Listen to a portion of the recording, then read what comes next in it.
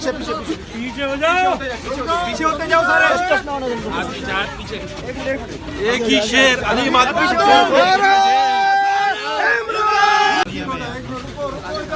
छोड़ो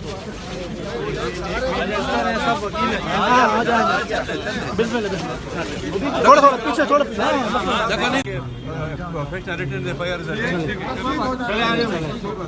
थोड़ा थोड़ा साइड पे होगी वीडियो इतना साइड पे सही चले आ जाओ। नहीं शायद कल के लिए नोटिस किया, अभी तो किया ही नहीं। नोटिस किया नहीं ना, हमारी तो कर रहे हैं।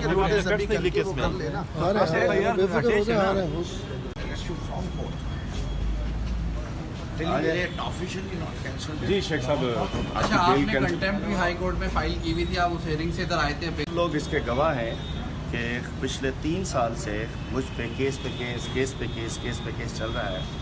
और ये जो एंटी इंक्रोचमेंट की अदालत है, ये चीफ जस्टिस के अंडर में नहीं है, ये सिंध हुकूमत के अंडर में है। सिंध हुकूमत की अदालत है, पकड़ने वाले भी सिंध हुकूमत, छोड़ने वाले भी सिंध हुकूमत, बेल देने वाले भी सिंध हुकूमत, बेल कैंसिल कराने वाले भी सिंध हुकूमत। ये जो अदालतें हैं ये उन्होंने अपनी मर्ज़ी की बनाई हुई हैं।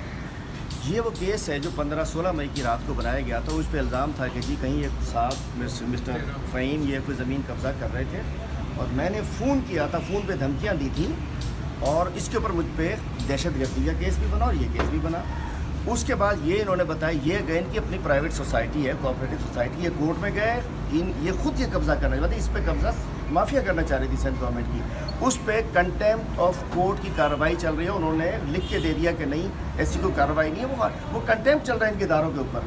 मेरे पास में उस वक्त लाइव टीवी शो में बैठा था, मतलब झूठा केस, फजूल केस, और मुझ पर आज इल्ज़ाम बताया गया कि जी मैंने वो ज्वाइन नहीं किया, इन्वेस्टिगेशन ज्वाइन नहीं की। मैं 4 दफ़ा इन्वेस्टिगेशन ज्वाइन करने के लिए मैं इनके थाने गया 4 दफ़ा, लेकिन वो आईओ ने मना कर दिया कि जी मुझे एसपी की परमिशन चाहिए।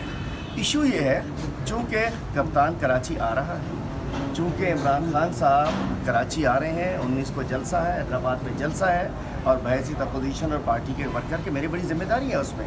गुज़िश्ता रोज़ भी इन्होंने, मैं कोर्टों के अंदर मौजूद था, खान साहब के कागजात ही कैंसिल कराना चाह रहे थे, बेसिकली गिरफ्तार करके।